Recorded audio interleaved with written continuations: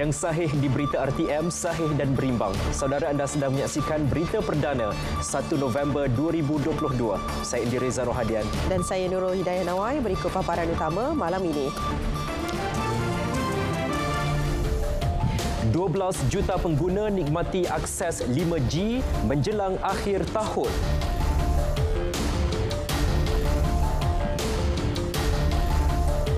Pembentangan semula bajet 2023 diselaras ikut keadaan ekonomi semasa.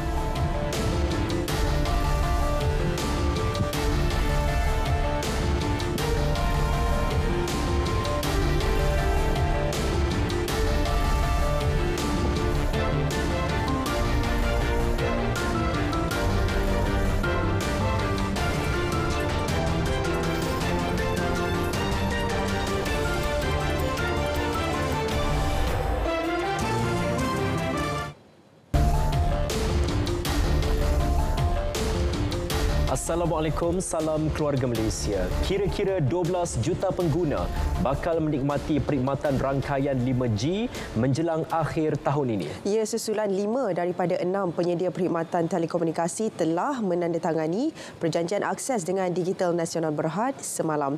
5 syarikat tersebut ialah Celcom Network Sdn Bhd, Digi Telecommunications Sdn Bhd, U Mobile Sdn Bhd, YTL Communications dan Telekom Malaysia Berhad TM.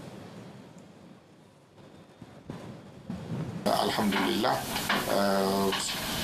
5 syarikat, 5 daripada 6 telco telah pun menyempurnakan RAO atau Reference Access Offer ataupun harga akses dan menandatangani Access Agreement, iaitu Celcom Axiata Berhad, Digi Telecommunication Berhad, U Mobile Sdn Bhd, YTL Communication ataupun YES dan Telekom. Akses ini akan boleh mula diperolehi dalam masa dan kadar yang segera oleh 5 kecuali Maxis. Ini. Dan ini membolehkan menjelang akhir tahun ini 2022 dijangkakan 12 juta pengguna telefon akan ada akses kepada 5G. Ini barulah akses 5G. Sebelum pada ni kita kata dah 30%, 33% itu merujuk kepada menara-menara kemudahan 5G. Hari ini saya cakap ni tentang retail services dan akses pengguna biasa kepada 5G. Dan menjelang akhir tahun ini, Tan Sri Anwar berkata penyediaan prasarana atau menara 5G di seluruh negara kini berada pada tahap 33.2%.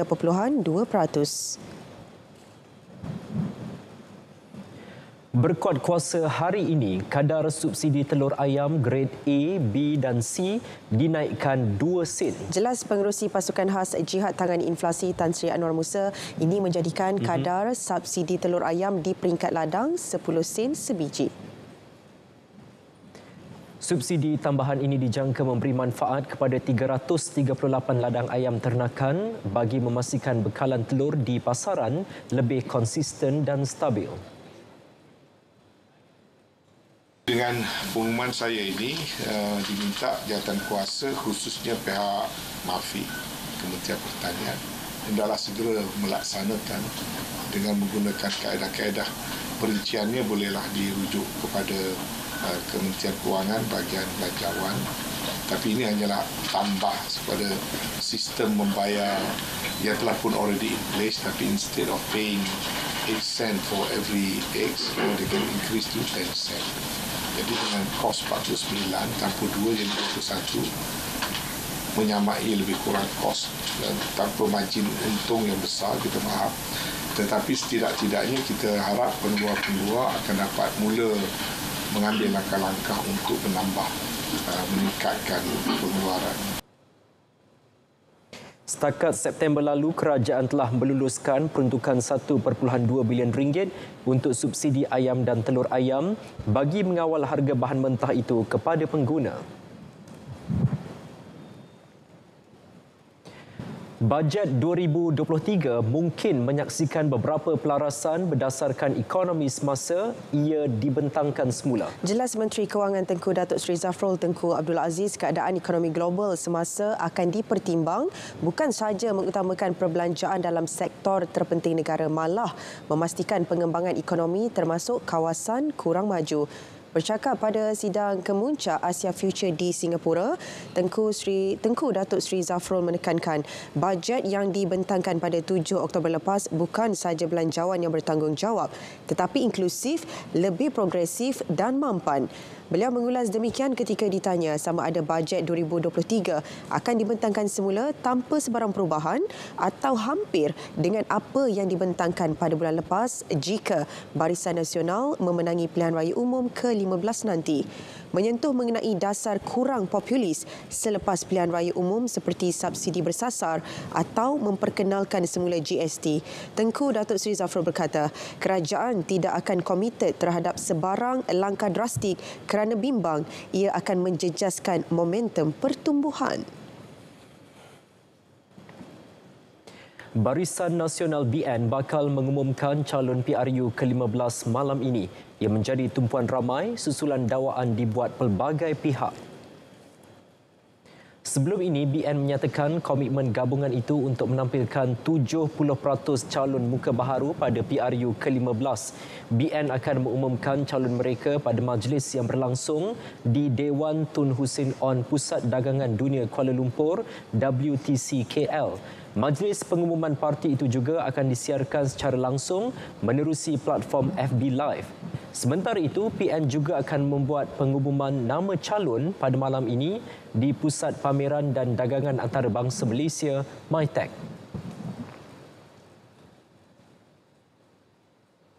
Penyandang kerusi Parlimen Ketiri Tan Sri Anwar Musa menyerahkan kepada pucuk pimpinan parti berhubung pencalonannya dalam PRU 15. Justru beliau meminta semua pihak tidak membuat sebarang spekulasi berhubung perkara terbabit. Ini sebab parti ada sistem. Jadi kita tak usah banyak membuat spekulasi. Biarlah proses itu berjalan, kita serahkan pada parti. Kita serah pada parti, khususnya pucuk pimpinan parti untuk menentukan memilih siapa yang parti fikir patut menerima watikah dan mewakili parti. Dan sebab soal calon ni, macam saya kata, bukan benda yang harus kita minta-minta lebih-lebih.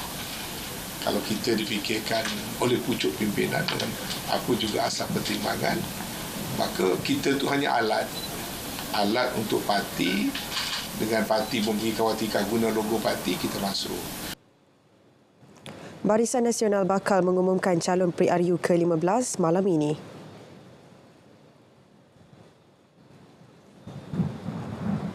Gabungan Rakyat Sabah Barisan Nasional atau GRSBN dijangka bakal mengumumkan calon PRU ke-15 petang esok. Pengerusinya yang juga Ketua Menteri Sabah Datuk Seri Panglima Haji Jinor memaklumkan perkara itu ketika ditemui di Kilo.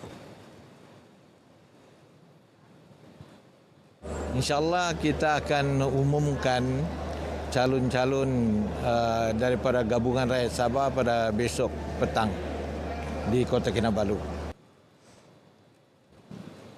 GRS dianggotai Parti Pribumi Bersatu Malaysia Bersatu, Parti Bersatu Sabah PBS, Parti Solidariti Tanah Air KUSTA, Parti Maju Sabah SAPP dan Pertubuhan Kebangsaan Sabah Bersatu USNO. Sebelum ini, Perdana Menteri Datuk Seri Ismail Sabri Yaakob dalam ucapannya di Kimanis pernah menyarankan agar kerjasama perlu dibentuk antara GRS dan BN bertujuan memastikan kemenangan bersama pada PRU ke-15.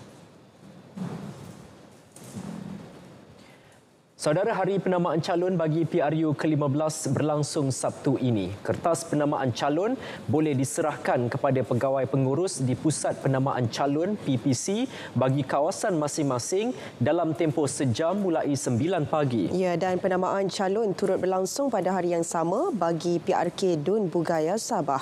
Kenyataan Suruhanjaya Pilihan Raya SPR memaklumkan 222 PPC dibuka. Kertas penamaan boleh dikemuka calon, pencadang dan penyokong. Bagi memastikan kelancaran proses, bakal calon boleh membuat semakan terlebih dahulu dengan pejabat pegawai pengurus atau pejabat pilihan raya negeri di seluruh negara. Mereka turut disaran membayar deposit lebih awal selain membawa surat kebenaran parti politik untuk menggunakan simbol parti.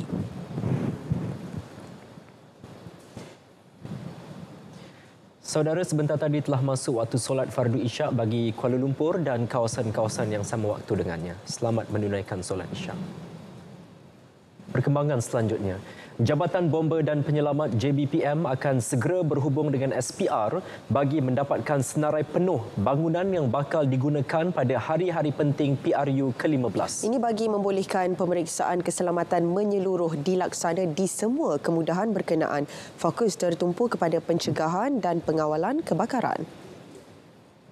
Ketua Pengarah JBPM Datuk Seri Muhammad Hamdan Wahid berkata pihaknya sedang memeriksa premis-premis Percetakan Nasional Malaysia Berhad PNMB yang mengendalikan proses mencetak kertas undi. Kita nak pastikan bangunan itu selamat dan juga kertas undi ini dalam keadaan yang selamat. Kita juga standby mode di Balai Bomba yang terdekat sekiranya berlaku, kita akan respon cepat. Kalau dia perlu, kita kena standby pada masa-masa tertentu, kita akan patuhi kehendak mereka ini.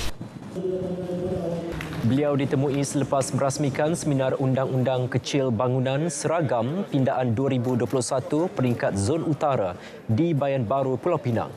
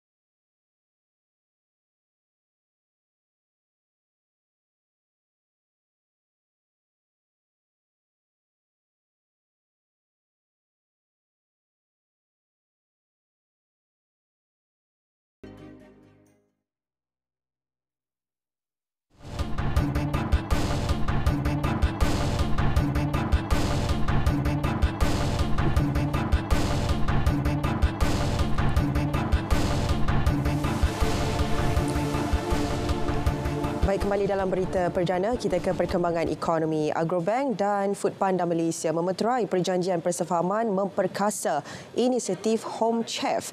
Menerusinya, vendor Home Chef di dalam jaringan Foodpanda berpeluang untuk mendapat akses kepada skim pembiayaan pemulih newbies Agrobank. Skim tersebut menyasarkan individu yang terjejas cabaran ekonomi semasa yang berminat memulakan perniagaan makanan sendiri di rumah. Such as our delivery partners, Agrobank brands to home businesses. We strive to Ini ialah khas untuk nano atau micro entrepreneur yang memulakan perniagaan di rumah. Kita menyambut baik seruan kerajaan untuk menolong golongan-golongan yang untuk mendapatkan additional income ataupun golongan asnaf, golongan B40 yang untuk menambahkan pendapatan mereka. Peserta terlibat akan diberi moratorium 6 bulan dengan kadar keuntungan serendah 3% selain tempoh maksimum pembiayaan hingga 60 bulan. Jumlah pembiayaan adalah hingga RM5,000 untuk tahun pertama dan menjangkau RM10,000 untuk tahun kedua. Setakat ini terdapat lebih 5,000 vendor Home Chef di bawah Foodpanda Malaysia. Setelah 3 tahun menamatkan operasinya di Malaysia, syarikat penerbangan Air Mauritius menyambung semula perjalanan ke Kuala Lumpur hari ini. Menurut pengurus wilayah Asia Tenggara, Air Mauritius, Syarat Kula KLIA dipilih sebagai hub untuk mengembangkan perniagaannya ke seluruh Asia Tenggara. Yeah, well, we're already collaborating with Malaysian Airlines, and we're also collaborating with Malindo Air. So we're going to use these two avenues basically to use Kuala Lumpur as a hub and reach out to the rest of Southeast Asia and beyond, even to Northeast. And that's the plan we have currently for growing the business. Buat permulaan, penerbangan terus Mauritius Kuala Lumpur ditawarkan 2 kali seminggu menggunakan pesawat A330-900neo. Melaka berjaya memperoleh pelaburan lebih 3 bilion ringgit setakat ini. Pelaburan tertinggi membabitkan sektor semikonduktor dan elektronik, manakala pelabur terbesar melibatkan sebuah syarikat dari Jerman. Menerusinya, lebih 150,000 peluang pekerjaan berjaya diwujudkan untuk rakyat tempatan. Kerajaan negeri optimis sasaran pelaburan 5 bilion ringgit masuk ke Melaka tahun ini mampu dicapai sebelum 2022 berakhir. Bagi merealisasikan matlamat itu, proses perbincangan bagi beberapa pelaburan baharu sedang giat dilaksana. Pembesaran beberapa kilang begitu aktif, termasuk sebuah kilang daripada Amerika yang sedang membawa pelaburan baru sebanyak 1.4 bilion di Batu Berendam. Dan ada juga kilang daripada Jerman juga telah membuat penambahan tapak operasinya yang menelan belanja lebih 2 bilion. Jadi melengkapkan sasaran kami di peringkat kerajaan negeri membawa pelabur untuk sasaran 5 bilion. Beliau ditemui RTM selepas melawat sebuah kilang makanan di Teluk Mas. Majlis Amanah Raya MARA berjaya melahirkan 645 usahawan yang dikategorikan usahawan platinum dengan nilai jualan tahunan mencecah 3.5 bilion ringgit. Menurut Menteri Pembangunan Luar Bandar Datuk Seri Mazhir Khalid, usahawan tersebut juga berjaya menyediakan 21,457 peluang pekerjaan. MARA juga bertindak sebagai penggerak utama memimpin usahawan Bumiputera daripada hanya menjadi regional champion kepada global champion.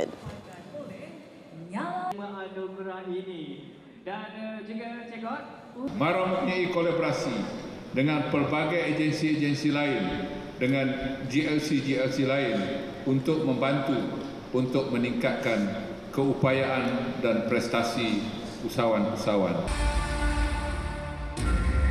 Beliau berkata demikian dalam ucapan Majlis Anugerah Usahawan MARA Aura 2021-2022.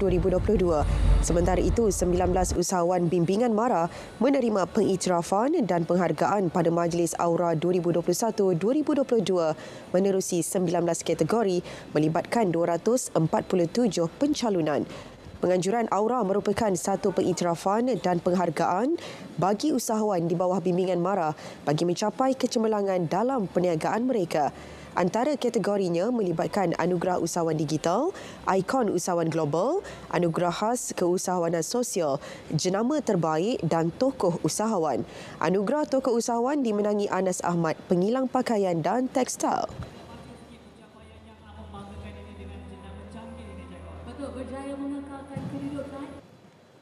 Kerana kita tahu bahawa sekolah adalah satu entiti terpenting di dalam ekosistem negara yang ada lebih 5 juta pelajar, maka kami fokus untuk memenuhi semua keperluan sekolah kepada pelajar, kepada guru, kepada semua yang ada di dalam sistem itu.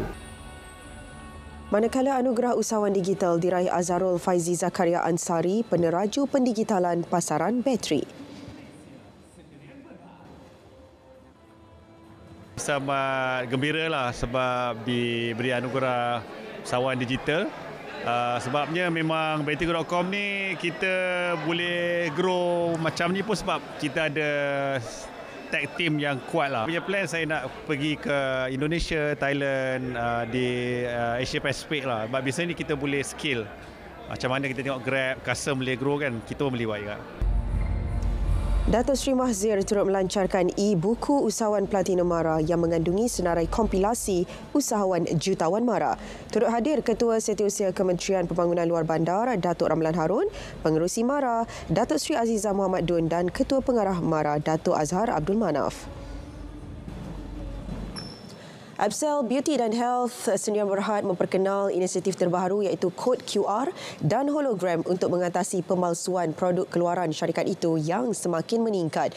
Jelas pengasasnya Suhaida Saad, perkara itu menjejaskan reputasi dan nama perniagaan terutama untuk pengguna kali pertama. Sebelum ni memang kami sangat banyaklah laporan daripada pengguna-pengguna Absel sendiri yang bila minum Absel Cafe tiba-tiba je jadi sakit perut, pening, muntah dan sebagainya, dan kami di HQ jadi terkesanlah dengan pengaduan daripada customer. Bila kami cek balik memang pasti itu adalah barang tiruan sebenarnya, dan HQ juga mengambil tindakan tegaslah dengan membuat laporan kepada KPDN HCP untuk mengatasi masalah tu. Dan selain itulah HQ bertindak tegas untuk mengadakan hologram ni lah untuk pengguna. Pastikan produk kami original. Menyedari kod QR dan hologram juga boleh ditiru, pihak Absel Beauty and Health Sdn Bhd memastikan antara muka pengguna produk asli berbeza dengan produk tiruan. Tengok pada packaging hampir serupa, iaitu produk tiruan dengan produk original dari HQ. Jadi sekarang inisiatif dia hanya berbeza di hologram, dan tak mustahil juga tiruan pun akan ada hologram nanti tahu. Tapi kami di HQ mengadakan page yang berbeza dengan tiruan lah, kerana tiruan akan jadi statik je. Pengguna yang mengesan produk tiruan boleh mengemukakan aduan kepada pegawai KPDN HCP terdekat supaya tindakan tegas boleh diambil. Proses pilihan raya. Pertama, terdapat pembubaran Dewan Rakyat atau Dewan Undangan Negeri. Kedua, pihak Suruhanjaya Pilihan Raya terima pemakluman rasmi daripada Speaker. Ketiga, mesyuarat khas Suruhanjaya Pilihan Raya akan diadakan. Keempat, pegawai pengurus terima read daripada Suruhanjaya Pilihan Raya. Kelima, pegawai pengurus akan mengeluarkan notis. Keenam, proses penamaan calon. Ketujuh, kempen akan dijalankan. Kelapan, pengundian awal. Kesembilan, proses pengundian. Kesepuluh, penjumlahan rasmi untuk undi dan keputusan pilihan raya. Jom jalankan tanggungjawab kita. Selamat mengundi. Pesanan ini daripada RTM. Bertemu kembali. Pindaan rang Undang-Undang RUU Kesatuan Sekerja 1959 membuka lebih banyak peluang dan ruang bagi 15 juta pekerja di negara ini. Menurut Menteri Sumber Manusia Datuk Seri M. Saravanan, antaranya mereka boleh menyertai mana-mana persatuan bagi memastikan kebajikan mereka terjaga. Bukan saya seorang buat keputusan ini. Kalau kita lihat kesatuan-kesatuan sedang ada dari segi keanggotaan. Walaupun ada 15 juta pekerja, tetapi tak sampai 10% pun jadi ahli. Sebab ada persatuan yang membelot dan sebagainya. Maka kita buka untuk menambahkan persatuan-persatuan di mana ramai lagi boleh menyertai. Ini satu-satu usaha baik. Lagipun inilah budaya antarabangsa yang dikenali melalui ILO. Beliau bercakap kepada pemberita pada program Rumah Terbuka di Pavali 2022 di Arena Merdeka di Tapah Perak. Beliau sekaligus menafikan dakwaan sesetengah pihak bahawa pindaan RUU berkenaan bakal menindas pekerja. 5 Oktober lalu, Dewan Rakyat meluluskan pindaan Akta Sekerja Kesatuan Sekerja 1959 atau Akta 262 bertujuan membenarkan kepelbagaian kesatuan sekerja dalam mana-mana penubuhan, trad pekerjaan atau industri. Pembukaan jajaran Jalan Pintas Tok Adis Durian Burung Kuala Terengganu sepanjang 5.8 km bakal memberi impak positif kepada 70,000 penduduk. Ya, dan projek pembinaan Kuala Terengganu Bypass itu melibatkan kos RM384.3 juta, meningkat 3 kali ganda berbanding kos asal ekoran kos pengambilan balik tanah. Menteri Kerja Raya Datuk Seri Fadila Yusof berkata laluan alternatif itu akan mengurangkan kesesakan trafik di jalan persekutuan sedia ada, terutama pada waktu puncak, musim perayaan dan cuti sekolah. Pembinaannya dilaksana secara konvensional bermula 27 Julai 2016.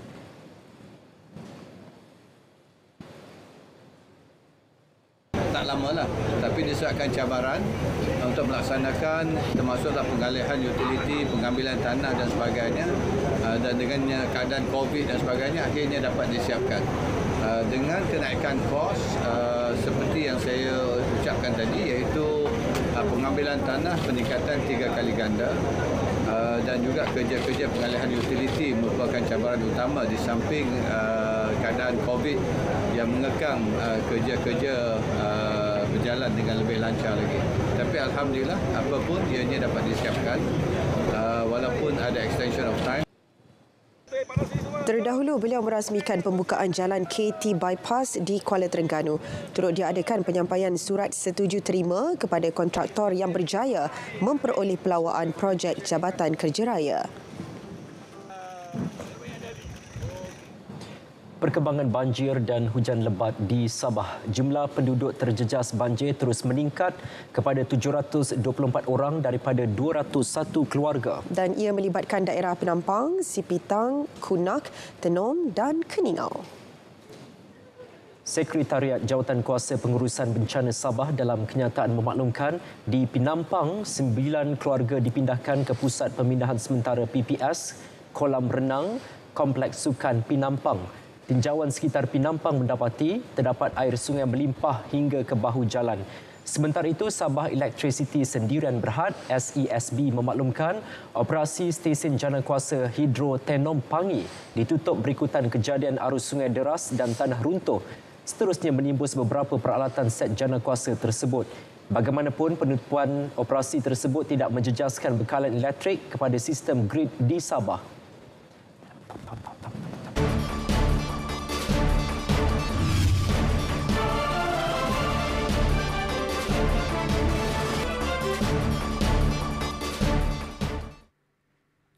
Assalamualaikum dan salam hormat kepada semua penonton. Kita mulakan informasi cuaca pada malam ini dengan melihat kepada carta angin semasa. Dapat diperhatikan ketika ini, angin masih lagi bertiup dengan kelajuan yang agak kencang, terutamanya di sekitar perkapalan Laut Cina Selatan. Hal ini adalah disebabkan oleh kewujudan ribut tropika Nalgae yang kini masih lagi berada di kawasan timur Pulau Hainan di China. Oleh yang demikian, Met Malaysia masih lagi mengekalkan amaran angin kencang dan laut bergelar peringkat pertama, kedua dan juga ketiga melibatkan kawasan-kawasan yang berwarna berkenaan, yang mana keadaan ini akan berkuat kuasa sehingga ke 2 November nanti. Oleh yang demikian, keadaan ini adalah amat berbahaya untuk aktiviti menangkap ikan, bot-bot kecil dan perkapalan serta aktiviti pantai dan sukan laut. Baiklah, kita beralih pula untuk melihat tinjauan cuaca semasa pada malam ini. Dapat diperhatikan ketika ini, hujan lebat kini sedang berlaku di kebanyakan tempat melibatkan kawasan di sekitar Kelantan, Terengganu, Pahang, juga di sekitar pedalaman Negeri Sembilan, Johor dan juga Kedah. Keadaan hujan yang sedang berlaku ketika ini dijangka akan beransur pulih menjelang lewat malam nanti. Bagi tinjauan cuaca semasa di Sabah dan Sarawak pula, dapat diperhatikan ketika ini, hujan kini sedang berlaku di 1-2 tempat melibatkan hampir ke semua bahagian di Sabah, termasuklah di sekitar bahagian Limbang, Mukah, Sibu dan juga Kuching. Keadaan hujan yang sedang berlaku ketika ini juga dijangka akan beransur pulih menjelang lewat malam nanti. Baiklah, sekian sahaja informasi cuaca pada malam ini. Sebelum berpisah, kita ikuti tinjauan cuaca bagi bandar-bandar utama di Malaysia. Sekian, Assalamualaikum.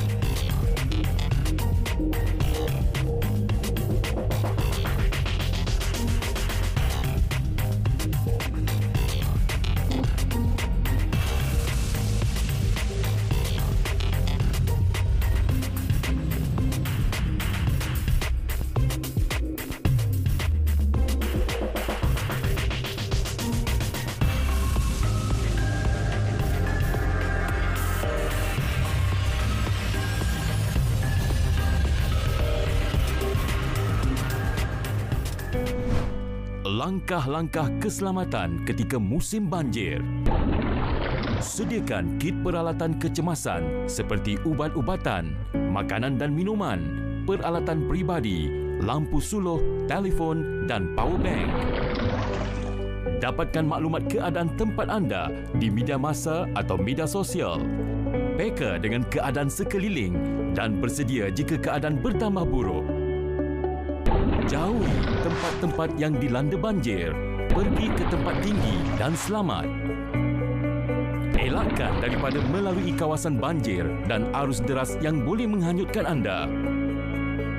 Jangan sengaja bersiar-siar di kawasan banjir, sama ada dengan sampan, basikal mahupun berjalan kaki.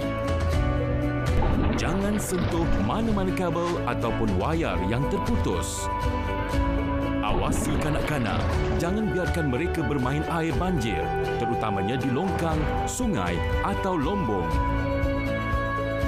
Elakkan minum air banjir, minum air yang dimasak. Dan berikan sepenuh tumpuan semasa banjir. Segera berpindah ke pusat pemindahan sekiranya diarahkan. Pesanan khidmat masyarakat ini dibawakan kepada anda oleh RTM, teman setia anda. Bertemu kembali. Saudara, kita teruskan dengan edisi sukan bersama Syairul Islam. Ya, silakan Syairul. Liga Malaysia tanpa Sarawak Melaka United musim depan. Liverpool mahu tutup mulut pengkritik.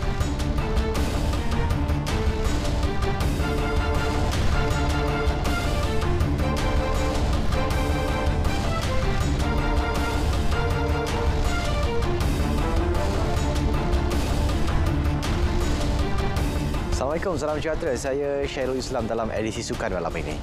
Atlet muda seawal 14 tahun diharap mampu mencipta kejutan pada Tamasya Para Sukan Malaysia 2022 sekaligus memastikan negara tidak ketandusan wira di pentas antarabangsa. Menteri Belia dan Sukan, Datuk Seri Ahmad Faizal Azumu berkata, menerusi Tamasya ini bakat baru dapat dikesan sehingga mengharumkan nama negara di persada dunia. Tepat sekali apa yang kita nak pada kejohanan kali ini. Kita akan menampilkan atlet-atlet baru yang berumur daripada 14 hingga 45. Jadi saya percaya tentunya ada negeri-negeri yang akan menampilkan atlet-atlet muda yang akan satu hari nanti mengganti atlet-atlet yang telah pun di penghujung kerjaya. Ini akan memastikan kelangsungan atlet para yang dapat mewakili Malaysia dan mengharumkan nama Malaysia di kejohanan yang lebih besar. Beliau juga mengharapkan rakyat Malaysia memberi sambutan kepada Sukan Para Sukma sebagaimana sambutan Sukma yang lalu di mana mendapat sambutan rakyat Malaysia. Datuk Seri Ahmad Faizal berkata demikian selepas perasmian tamasya itu di Axiata Arena Bukit Jalil. Majlis itu dirasmikan Penaung Majlis Paralimpik Malaysia MPM Tun Jin Abdullah.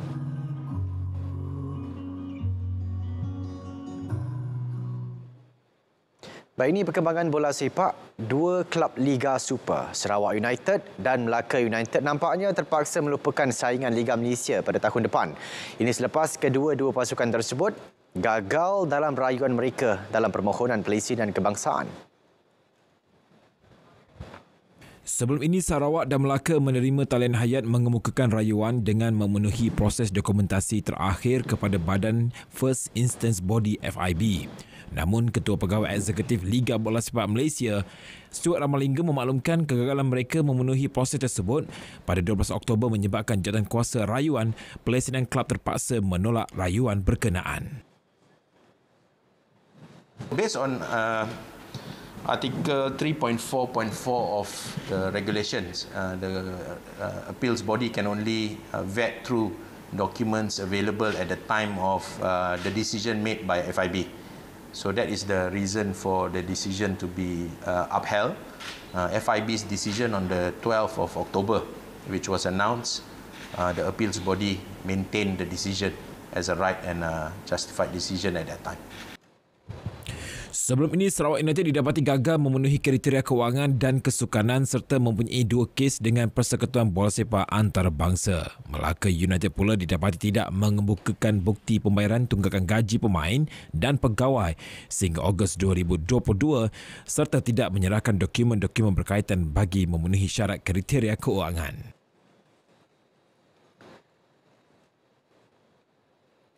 Dalam perkembangan lain, Ketua Pegawai Eksekutif Liga Bola Sepak Malaysia MFL, Surut Ramalingam turut mengesahkan sebanyak 16 pasukan akan bertanding dalam saingan Liga Super musim depan.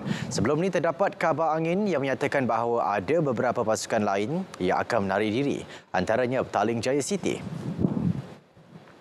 I think PJ City needs to answer that. I'm unable to say the existence of the team or not. I hope they continue. There's a lot of rumours out there pertaining to their existence. PJ City has been a club that participated in the licensing process, passed with flying colours as well, and it's a team that has been managed tremendously well based on the tight budget that we have.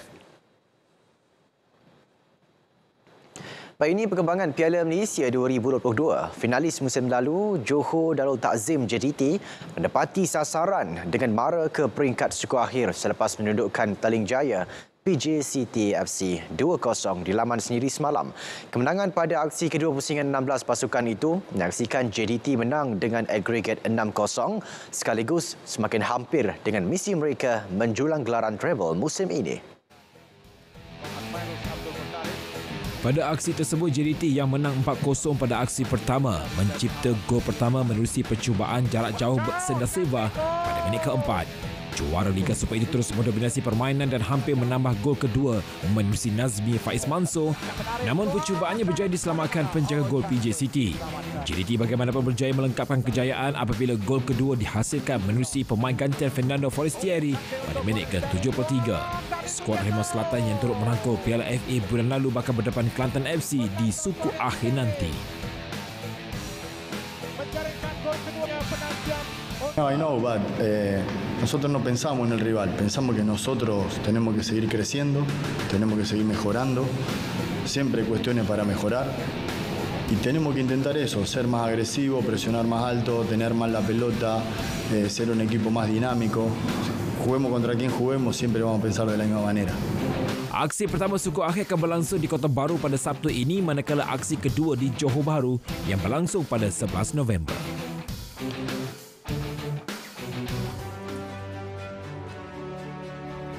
Sementara itu, lawan JDT di suku akhir, Kelantan pula mara dengan agregat 2-1 selepas terikat 1-1 dengan Sarawak United di laman sendiri semalam. Pada aksi timbal balik kedua itu, Kelantan yang menang tipis 1-0 di Kuching minggu lalu bermula dengan agresif sejak awal permainan bagi memburu gol pendahuluan. Usaha memberi tekanan kepada benteng pelawat akhirnya berhasil apabila ain tambatan mereka, Nur Syamil Abdul Ghani, meletakkan Kelantan di depan pada minit ke-12. Namun The Red Warriors cemas seketika apabila Sarawak berjaya menyamakan kedudukan pada minit ke-31 menerusi jaringan Raja Imran Shah. Usaha kedua pasukan untuk menambah jaringan di babak kedua bagaimanapun tidak berhasil, sekaligus menyaksikan Kelantan mara dengan agregat 2-1. Naib juara Liga Premier 2022 itu bagaimanapun berdepan tugas sukar di suku akhir apabila bakal berdepan pasukan gergasi JDT pada aksi pertama di Kota Baru Sabtu ini.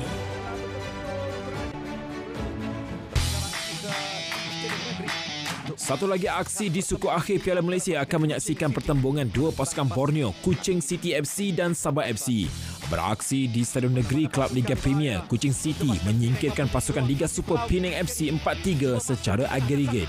Peringkat dua sama pada aksi pertama di Stadium Bandaraya, skuad Harimau Kumbang terlebih dahulu di depan menerusi jaringan Lucas Silva pada minit ke-22. Bagaimanapun, kelebihan itu dipadamkan tuan rumah dengan gol penyamaan Alif Hassan pada babak kedua.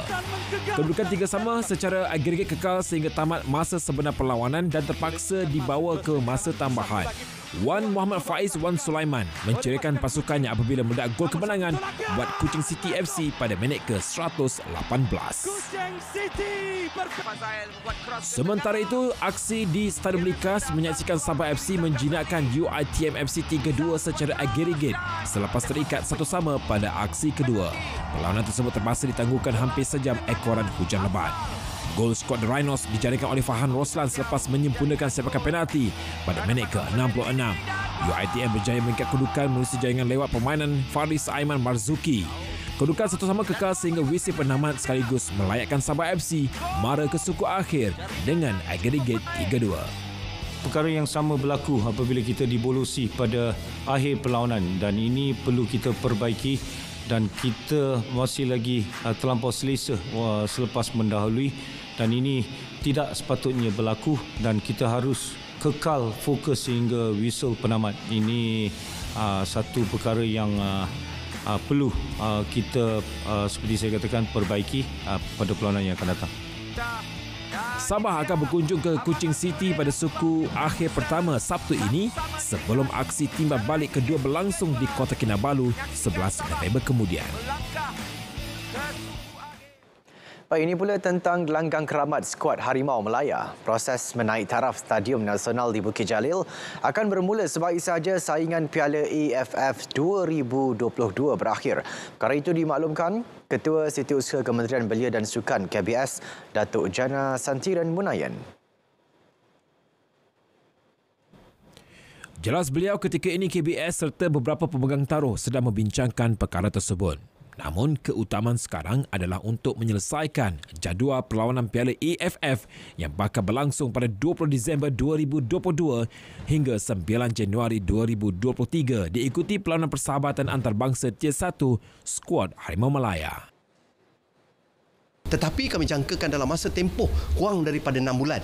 Daripada bulan 3 ni kami menjangka dalam sebelum bulan 9 tahun depan ia akan jadi satu stadium yang cukup sempurna, cukup baik. Berikan kami sedikit masa dan ruang bagi membolehkan kami menyempurnakan stadium ataupun fasiliti sukan di Bukit Jalil ni. Beliau berkata demikian ketika merasmikan UNESCO Knowledge for Change International Residency Mentor Training Program 2022 di Ibu Negara. Baik, untuk perkembangan sukan luar negara, kita mulakan dengan perkembangan Liga Juara-Juara Eropah. Pengurus Liverpool, Jurgen Klopp percaya The Reds perlu menggunakan kempen trofi paling berprestij di Eropah ini sebagai peluru untuk menutup mulut para pengkritik mereka. Juara edisi 2019 itu telah layak ke peringkat kalah mati dan akan berdepan Napoli bagi aksi terakhir kumpulan awal pagi esok. Whatever question will be asked then. Liverpool sebelum ini diramal menjadi pencabar utama kepada Manchester City dalam saingan Liga Perdana Inggeris. Namun mereka kini berada di tangga ke-9 selepas 12 perlawanan susulan beberapa kekalahan.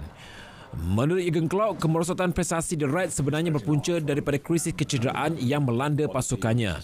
Liverpool telah kehilangan Diogo Jota, Naby Keita, Luis Diaz dan Joel Matip akibat kecederaan, manakala penyerang baharu Darwin Núñez pula masih gagal mengisi tugas yang ditinggalkan Sadio Mane.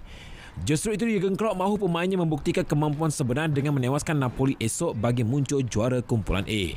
Menurutnya kemenangan itu penting bagi memastikan mereka dapat mengelak daripada bertemu pasukan gergasi pada undian di peringkat kalah mati nanti.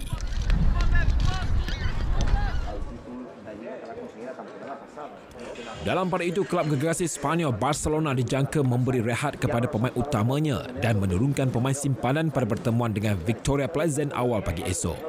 Keputusan itu dibuat ketua jurulatihnya Xavi Hernandez selepas kelab Katalan itu gagal layak ke peringkat kalah mati buat kali kedua berturut-turut. Bagaimanapun, menurut Xavi, anak buahnya masih tetap bersemangat untuk mencipta kemenangan dalam aksi terakhir peringkat kumpulan itu. Musim lalu, Barca tersingkir di peringkat yang sama selepas kehilangan Lionel Messi yang menyertai Paris Saint-Germain. Meskipun berbelanja besar dengan membawa masuk pemain bintang seperti Lewandowski, Raphinha dan Jules Koundé, Barca terpaksa menerima hakikat dengan meneruskan cabaran di Liga Eropah selepas ini. Baik, ini pula kabar terbaru tentang perancang Juventus Paul Pogba yang sah tidak dapat menyertai Piala Dunia 2022 di Qatar bulan ini. Peluang pemain itu untuk membantu skuad Perancis mempertahankan gelaran juara tertutup ekoran masalah kecederaannya. Menurut ejennya, Rafaela Pimenta, Pogba memerlukan masa lebih lama untuk pulih daripada pembedahan lutut yang dijalaninya sebelum ini. Situasi ini sudah pasti menambah pening pengendalinya Didier Deschamps untuk memilih barisan terkuat Le Bleu selepas ramai pemain bintangnya cedera. Terdahulu, tonggak tengah Chelsea, N'Golo Kante juga terpaksa melupakan hasrat untuk beraksi di Qatar gara-gara masalah kecederaan. Pogba antara watak utama kejayaan Perancis ketika memenangi Piala Dunia 2018 di Rusia dengan menjaringkan 1 gol ketika menewaskan Croatia 4-2 pada aksi final. Saudara, paparan itu menutup edisi Sukan 1 November 2022. Saya Syahrul Islam. Assalamualaikum. Salam sukan untuk semua.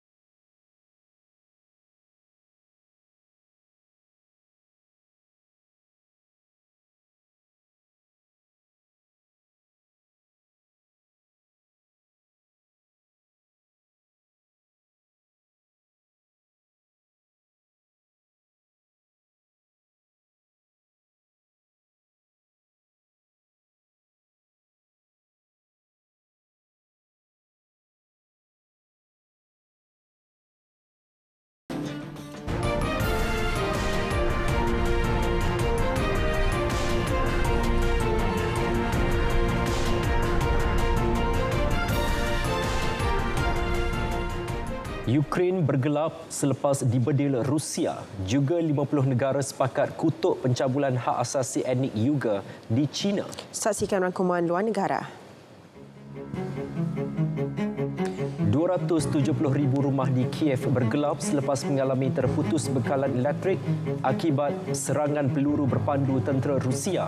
Jurucakap tentera Ukraine mendedahkan Rusia melancarkan 55 peluru berpandu dan puluhan tembakan yang menyasarkan orang awam. Bedilan sebagai serangan balas beberapa hari selepas Moskow menuduh Ukraine melancarkan serangan drone di Laut Hitam. Situasi sukar turut dialami sebahagian penduduk yang terpaksa beratur untuk mendapatkan bekalan air.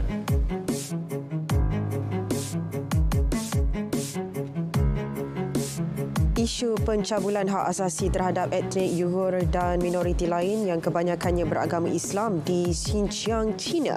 50 negara setuju menandatangani kenyataan mengutuk tindakan itu yang disifatkan teruk dan sistematik. Kenyataan ini dibacakan Kanada ketika perbahasan PBB semalam. Amerika Syarikat, Britain, Jepun, Perancis, Australia dan Turki antara negara yang menyokong kenyataan berkenaan. Sekurang-kurangnya 11 maut dalam rempuhan ketika konsert bintang muzik Afrika berlangsung di stadium terbesar di Kinshasa, Kongo. Kehadiran penonton 2 kali ganda melebihi had maksimum stadium 80,000 orang mengakibatkan rempuhan berlaku hingga ramai yang sesak nafas. Menteri Dalam Negeri menyalahkan penganjur berhubung insiden tersebut sehingga meragut nyawa pengunjung termasuk 2 anggota polis.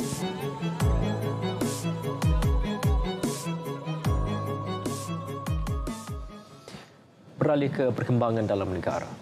Kamus Dewan Perdana menjadi khazanah unggul negara dengan merakamkan lebih 120,000 entry dalam bahasa Melayu. Menurut Menteri Kanan Pendidikan Dato' Dr. Muhammad Razif Majidin, kamus baharu yang diusahakan oleh Dewan Bahasa dan Pustaka DBP itu merupakan kamus bahasa Melayu pertama di dunia yang memanfaatkan sumber data daripada pangkalan data korpus DBP dan data internet. Jelasnya, kata-kata baharu yang muncul hasil dari kepesatan perkembangan ilmu dan keperluan komunikasi semasa turut dirakamkan dalam Kamus Dewan Perdana terdiri daripada istilah khusus, kata dialek, selangar dan lain-lain. Kamus Dewan Perdana juga disifatkan sebagai kamus umum yang lebih lengkap, berwibawa dan terkini dalam memenuhi keperluan pengguna bahasa Melayu.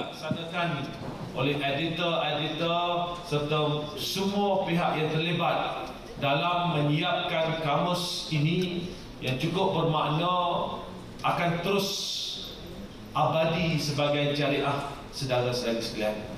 Ini merupakan satu sumbangan penting kepada bahasa. Ini sumbangan penting kepada generasi masa hadapan. Jika kita lihat kamus pertama Dewan Bahasa yang dikeluarkan pada tahun 1970, kita lihat saiznya jauh lebih nipis daripada apa yang kita ada pada Kamus Dewan Perdana ini. Beliau berucap dalam majlis pelancaran Kamus Dewan Perdana di Wisma Dewan Bahasa dan Pustaka Kuala Lumpur.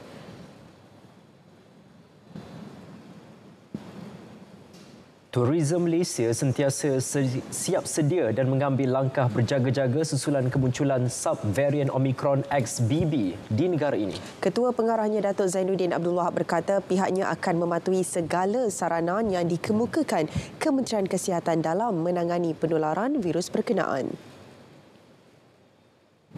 Dan dalam ini kita sentiasa bersedia untuk menghadapi sebarang kemungkinan dan kita menasihati pelancong-pelancong sama ada tempatan ataupun antarabangsa untuk mematuhi peraturan-peraturan ditetapkan oleh pihak kuasa kesihatan Malaysia.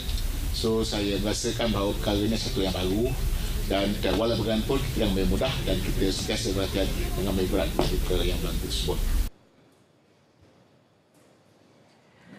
Seorang pemandu kereta rentung selepas kenderaan yang dipandu terbabas dan terbakar di sebelah kiri penghadang jalan di kilometer 3.6 Lebuh Raya Gatri dari Shah Alam sebelum tol Bukit Jelutong awal pagi tadi.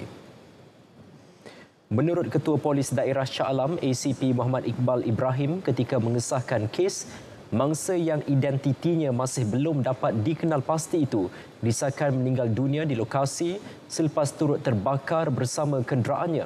Kes disiasat di bawah Seksyen 41(1) Akta Pengangkutan Jalan 1987. Terdahulu, Pengarah Jabatan Bomba dan Penyelamat Malaysia JBPM Selangor, Nur Azan Khamis berkata, pihaknya menerima panggilan pada 1:15 pagi. Setiba di tempat kejadian, pihaknya mendapati sebuah kereta yang tidak diketahui nombor pendaftaran telah terbakar 100% akibat kemalangan. 570 kes maut membabitkan 1,140 kemalangan elektrik direkodkan di negara ini sejak tahun 2002. Pengarah Jabatan Penguatkuasaan dan Operasi Kawasan Suruhanjaya Tenaga ST Muhammad Elmi Anas berkata, setakat 22 Oktober lalu, 49 kes kemalangan elektrik direkodkan dengan 25 kes maut. Jadi kita harap supaya kes-kes kemalangan yang berlaku di negara kita ini dapat dikurangkan lah, walaupun kita nak kata sifar, memang kita nak sifar, tapi adalah suatu perkara yang mustahil lah untuk dapatkan sifar. Tapi kalau boleh dikurangkan pun dah setiap tahun pun adalah satu performance yang bagus lah. Beliau ditemui pada program Touchpoint di Kampung Kurnia Diraja. Saudara, tiada unsur jenayah dalam insiden kren terbalik di kawasan perusahaan Kampung Aceh, Sitiawan, Perak yang mengakibatkan kematian 2 lelaki semalam.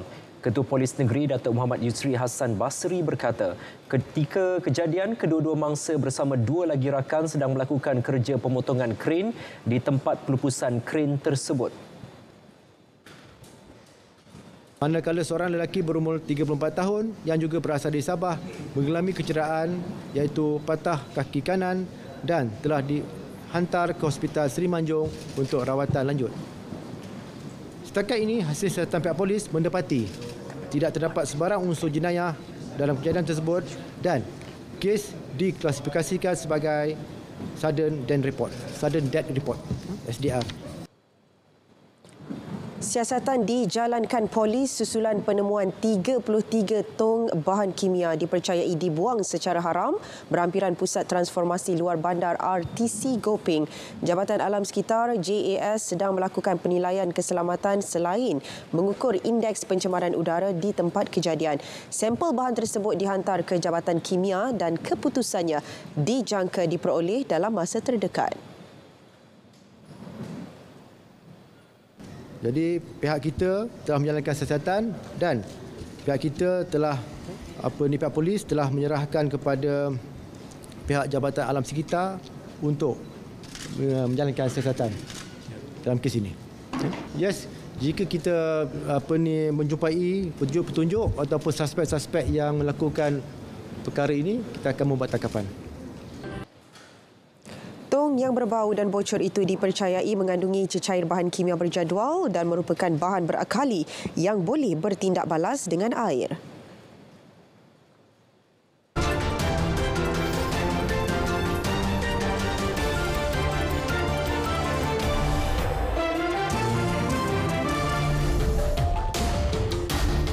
Dia melayan kerena haiwan peliharaan seperti anak sendiri, senario yang biasa dilakukan oleh para pencinta haiwan. Betul, jadi pelbagai gelagat dan kerenah ini yang menghiburkan sehingga tular seperti mana aksi Affleck. Jadi saksikan segmen hashtag. Affleck, seekor itik ini tular dan sensasi selepas tuannya Yudi berusia 17 tahun memuat naik aksi mereka bersiar-siar di media sosial miliknya. Tontonan tinggi di seluruh dunia diterima Yudi sejak memuat naik video bersama Affleck menerusi akaun TikTok. Yudi berharap video santai seperti ini memberi aura positif kepada dunia. Di Toronto, Kanada pula, tular video cubaan kanak-kanak melintas landasan ketika kereta api sedang meluncur laju. Tindakan kanak-kanak ini mencetuskan kemarahan warga maya berhubung tahap keselamatan di landasan berkenaan. Video yang dimuat naik di Twitter mendapat 20,000 tontonan. Bagaimanapun, tiada sebarang tindakan diambil pihak berkuasa terhadap kanak-kanak berkenaan. Di Montenegro, sebatang pokok mulberry yang berusia kira-kira 100 tahun menarik perhatian netizen selepas dirakam mengeluarkan air dari celah-celah pokok. Seorang individu dikenali lokal Nihodaki berjaya membuat rakaman video berkenaan. Fenomena itu dipercayai berlaku akibat mata air bawah tanah yang mengalir melimpah keluar semasa hujan lebat dan mewujudkan tekanan.